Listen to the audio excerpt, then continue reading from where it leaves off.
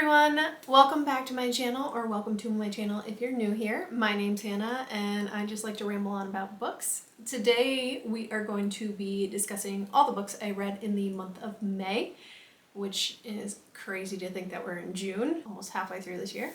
But anyway, let's go ahead and just dive right into it. I read a total of 8 books in May. It was a pretty good reading month. I think my average rating was about 4.2 stars. I feel like I primarily read fantasy books, but there were 2 mystery thrillers and I think just 1 romance, which was a dark romance. So anyway, just getting right into it. The first book I finished in the month of May was How Does It Feel by Janine O'Reilly.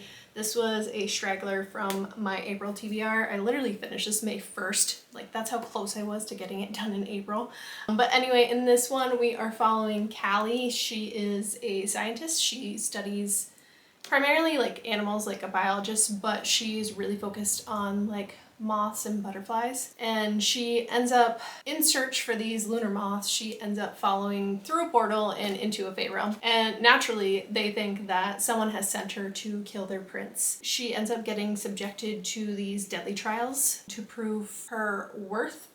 And just a bunch of things happen. So it's kind of like a dark fantasy romance, I would call it. A lot of kind of fucked up stuff happens in here. I really enjoyed it though. I gave this one 4 stars. I really liked Callie because she's a really smart scientist. So she kind of used what she knew for being a scientist to help her out in these trials, which I thought was really interesting. And there is quite of a twist in the ending, so I am excited to pick up the second book. I think it was What Did You Do? I want to say that's the second one. So that'll probably make an appearance in the next coming months. Book number 2 was yet again another straggler from my April TBR, and this is Powerless. I also finished this like early beginning of May. This is by Lauren Roberts, and in this one we are following Peyton, who lives in, I think this is Ilia. I think the world in this one is Ilia. I might be wrong about that. But anyway, we are following her. She is what is called an ordinary, which means she has 0 powers in this world where everyone is an elite, meaning they have powers. These powers can vary drastically from like super crazy strong powers to what they call just mundane abilities. So just kind of not gonna get you very far. She's kind of masquerading as a psychic because if you are powerless, bad things happen. She is masquerading as an elite in the town of Loot, or city maybe. But then she ends up having an encounter with one of the princes and ends up saving his life, which puts her in these deadly trials. So not only is she trying to hide the fact that she doesn't have any powers, now she gets put into these trials that are kind of necessary for you to have powers to complete them. So it's very dystopian, gives very much Hunger Game vibes, just with a more fantastical element, whereas Hunger Games was more like science fiction in a way. I drew a lot of parallels to that, but I did still enjoy this. It's had enough to kind of stand on its own, but I still was drawing a lot of parallels to Hunger Games while I was reading it. But all in all, I did give this 4 stars. I do plan on completing this series. It's a trilogy, and then there's also a novella that comes right after this one. So I have all the books. I'm gonna go ahead and finish this out and see what happens. So I did enjoy it. If any of that sounds like something you would like, if you really liked Hunger Games and you like a lot of fantasy, then this might really be for you. I hear a lot of mixed things about this trilogy, which as I go on, my opinions might change, but for right now I think it's, at least the first book is worth a good pickup. And then the third book I read was Lights Out by Navessa Allen. I actually listened to the audio. I was doing a reread of this one because Caught Up's coming out this month in June, which I'm so excited for. Anyway, this is a dark romance following Josh and Allie. Allie is a nurse at like a ER in this very big metropolitan area, so they see a lot of traumatic shit. And one of the things she likes to do in her downtime is scroll on TikTok, naturally, where she watches a lot of thirst traps of men in masks. And there's one man that she is particularly interested in. No one knows this guy's name. He's just known as the Faceless Man. Little does she know is actually someone she's met before, and he finds out that she is obsessed with this TikTok account, and then he starts stalking her. So it's kind of a stalker romance, but in a way kind of consensual. The banter in this is just so funny. This is very much a dark rom-com, not just like full-on dark romance, but there's a lot of dark themes involved.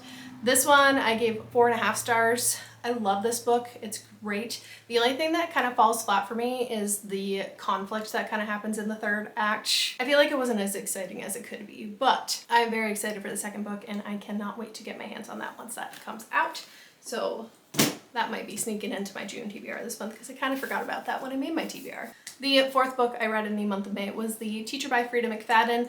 My coworker loaned me this book to try because she knows I love Frida, so she had this one sitting around. It's like, hey, you need to read this.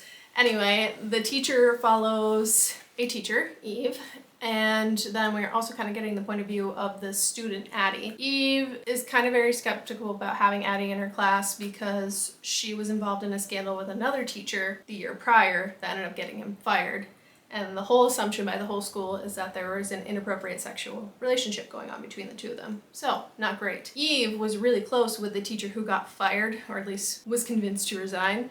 And she, in her mindset, as Addie is a troubled girl that made things look worse than they were and got her friend fired. Addie, on the other hand, now with all this stuff going around, is pretty much the victim of bullying. Everyone's assuming that she slept with this teacher who's an older man, so they're like, ew, how could you do that? You know, high school bullshit. And things aren't going great, but her English teacher is actually being super duper nice to her. The English teacher happens to be Eve's husband. A little bit of a dynamic going there. Anyway, it's Frida. Twists and turns happen. What you think you know, you might not know, and then there's a couple of reveals. There was one thing I guessed correctly, so I was really proud of that. But then the rest was like, what? Which is why I love Frida and her writing. I gave the teacher 4.5 stars. I did really enjoy it. It was a really quick read. It's one of those where you just gotta keep going to the next chapter because she ends her chapters with just like a bombshell and you're like, well, now I have to keep reading.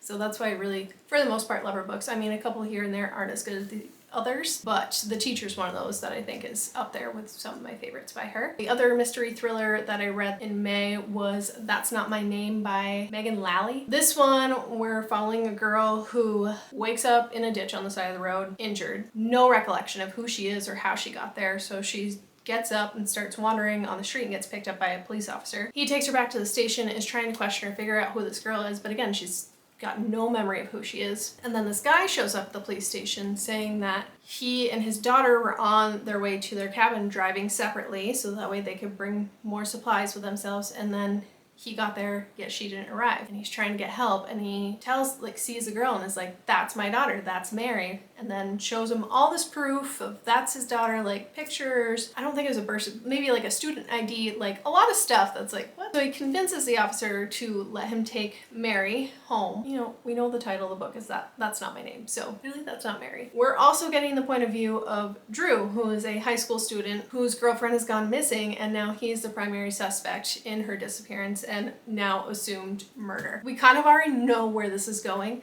There is still a twist at the end, but I just feel the structure of the story and that knowing how most of this goes kind of left a lot of like mystery already solved to me. So I did enjoy it. It was a pretty fast-paced book. I think I listened to this one on Spotify. I gave it 3.5 stars. Like that little reveal at the end, I was like, what? Was decent, but you know, this one's kind of like a maybe for me. If you're looking for just a quick, fun thriller, go for it. But I wouldn't expect anything like groundbreaking. The next book that I read was Kingdom of the Curse by Carrie Maniscalco. This is the second book. I don't know if this trilogy has a name. I just call it the Kingdom of the Wicked trilogy. But anyway, we are following Amelia. In the first book, Amelia's investigating her sister's murder.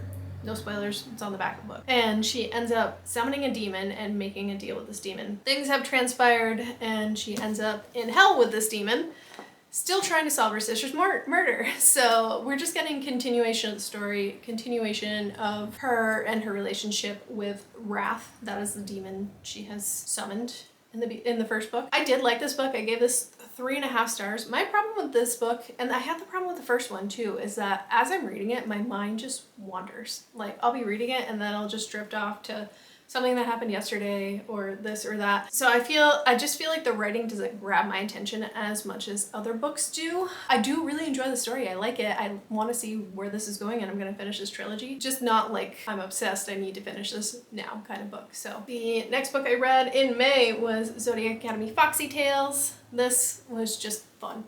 This is just a collection of bonus content I think it spans books 1 through 3.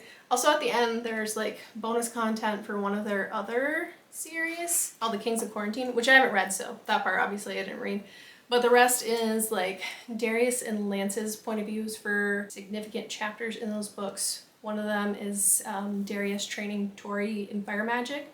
It's his point of view. Lance's point of view when he and Darcy are at the Acrux's mansion and they go into the pool and have an encounter. The other point of view is Darius's point of view when him and Tori have an interaction in the Shimmering Springs.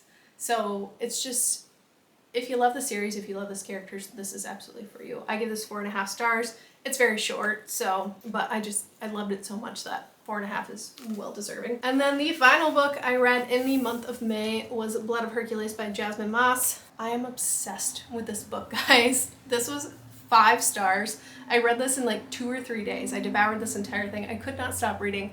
I loved our main character. Her name is Alexis. She had a terrible life growing up. She was a foster child. Her foster parents sucked. They were the worst. She ends up getting a foster brother as well, who she loves. And too, while she's a kid, she befriends this snake too. I'm not going to say much more about that, but the snake's really funny too. She can talk. And anyway, her foster parents end up dying. I won't tell you exactly how. You guys can figure that out. The aftermath of that, they end up homeless as well. So now they have no parents. They're homeless, living in a trailer park in a cardboard box. It's like, oh my god. Then when everyone turns 19, they have to take this special Spartan merit test. But at the end of the test, you have to prick your finger and put your blood in 2 spots. Well, when she does this, we find out that she actually has Spartan blood. Since she has Spartan blood, she is some descendant of the gods. So she gets whisked away and is forced to compete in this trial called the Crucible, which kicks off with a massacre. So that's fantastic. And then the trial after that, like, it's just a huge mental and physical challenge where you're just in classes all day,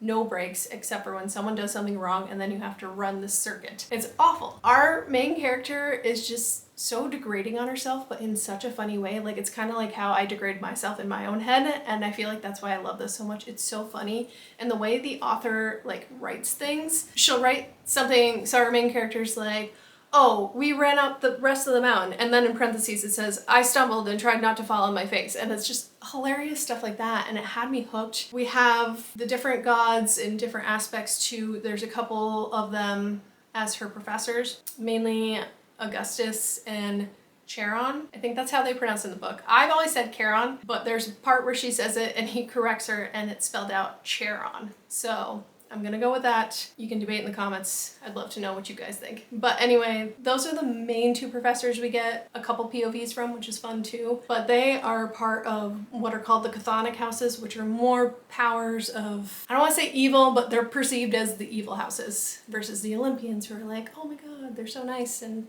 helpful. But anyway, she's trying to figure out how to survive.